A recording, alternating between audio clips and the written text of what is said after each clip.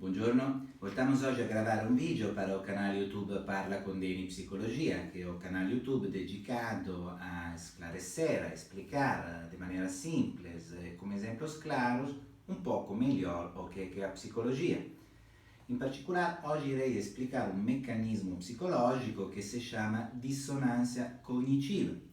Lembro que os mecanismos psicológicos são aqueles mecanismos que a psicologia estuda de maneira científica e que basicamente agindo regulamentam, gerenciam e determinam o funcionamento do ser umano.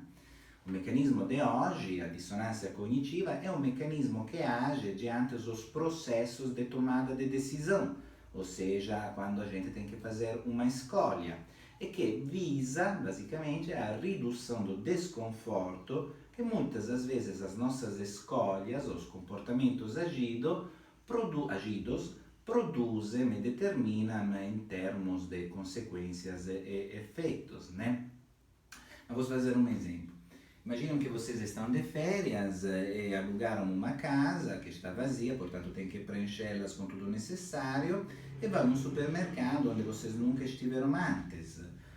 Chegam lá no corredor dos produtos de limpeza e diante da prateleira tem uma opção. Se comprar o detergente para a máquina de lavar roupa A, que é um detergente famoso, cuja propaganda espalha-se nos mídias, que vocês talvez já usaram antes e que portanto é de comprovada eficácia e que custa R$20, ou outra opção, o detergente B, cujo vocês nunca ouviram falar antes, que tem talvez uma embalagem meio feia e que porém custa R$10, a metade, que vocês estão de férias.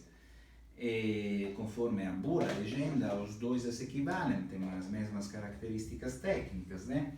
Portanto, vocês ficam lá um pouco pensando, um pouco refletindo e depois, ao final, tomam uma decisão, ou seja, agem um comportamento, fazem uma escolha, ou seja, compram um dos dois produtos. Provavelmente na saída vocês poderiam, continuando a pensar o que vocês fizeram, raciocinar da seguinte maneira. Se vocês tiveram comprado o produto A, o mais caro, vocês poderiam pensar, bom, mas ao final eu fiz a coisa certa, porque pelo menos eu sei que lava bem e que não estraga a roupa, né? Portanto, eu fiz uma escolha em segurança, outro, uma incógnita, não sabia. Em contrapartida, se vocês tiveram escolhido e comprado o produto B, poderiam também raciocinar da seguinte forma.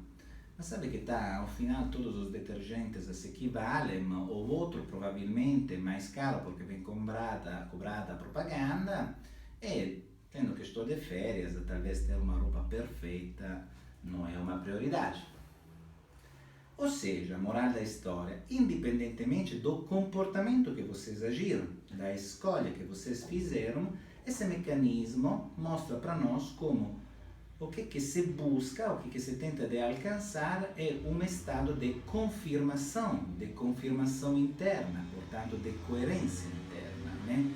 E, em particular, agindo, é a essência do mecanismo, essas dinâmicas, aumentando e maximizando as razões positivas que levaram vocês a fazer aquela escolha, a comprar aquele produto, e ao mesmo tempo aumentando, maximizando as razões negativas que levaram vocês a excluir outro produto. Essa basicamente é a dissonância cognitiva, o mecanismo que age diante dos processos de tomada de decisão para reduzir o desconforto e que mostra para nós dois aspectos fundamentais. O primeiro é justamente que o ser humano não aguenta um estado de incoerência interna, né?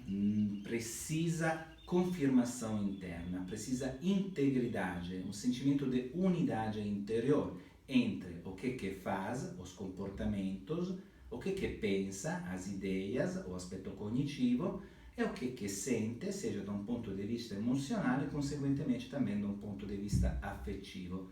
O ser humano busca uma coerência, uma confirmação entre esses âmbitos, entre essas áreas de regulamentação e gerenciamento do funcionamento global da pessoa.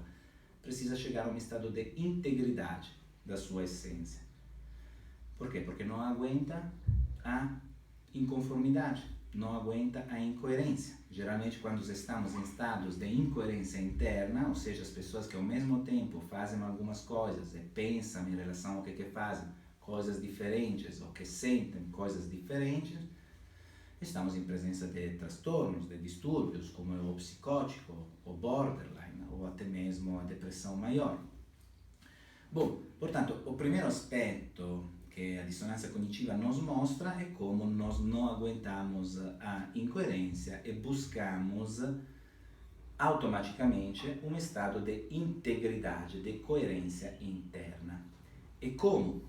Isso também é o segundo aspecto que é muito importante, porque não é verdade, a dissonância cognitiva mostra para nós isto, né? Que não é verdade que muitas vezes, que a maioria das vezes, ou que prevalentemente, as pessoas antes pensam e depois fazem.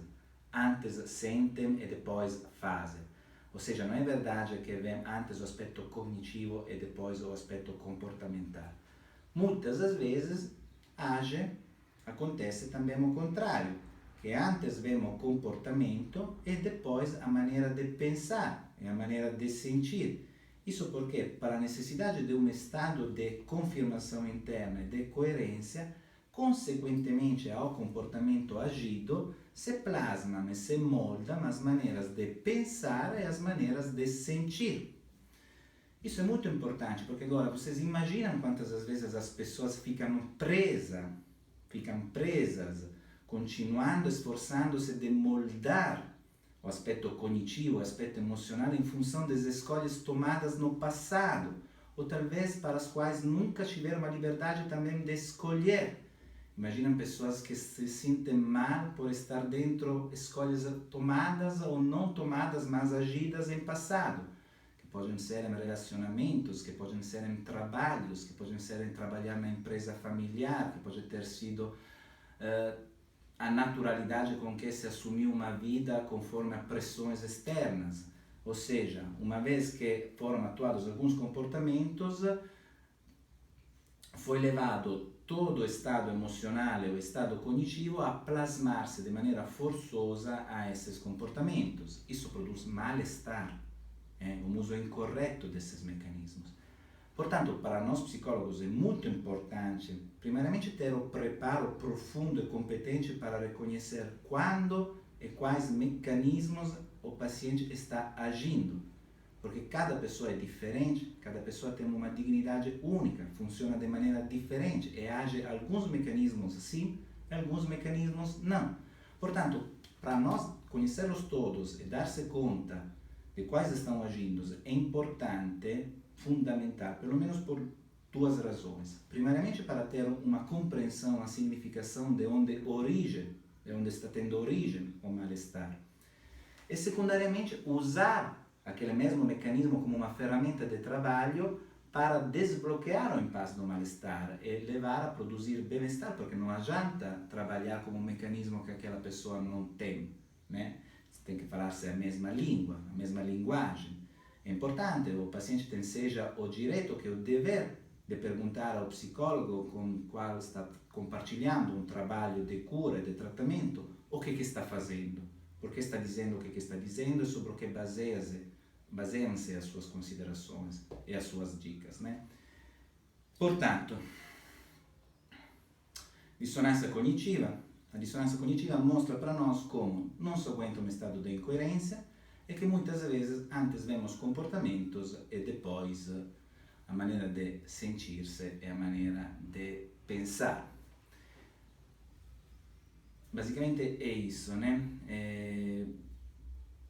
Também é uma das ferramentas, é um dos mecanismos sobre o qual baseiam-se as dicas dos psicólogos que tentam de criar um novo estado de comportamento para, consequentemente, quando está agindo esse mecanismo, quando esse mecanismo faz parte do funcionamento do paciente, gerar outras maneiras de sentir e outras maneiras de pensar. Porque, ao final, está muito complicado ter efeitos de bem-estar diferentes se continuam fazendo as mesmas coisas. Portanto, essa é a dissonância cognitiva, é um mecanismo de hoje. Se vocês gostaram, entenderam, tiveram perguntas e críticas, está tudo lá no canal YouTube Parla com Deni, curtem a página, acompanhem pelo Facebook e Arrivederci, alla prossima.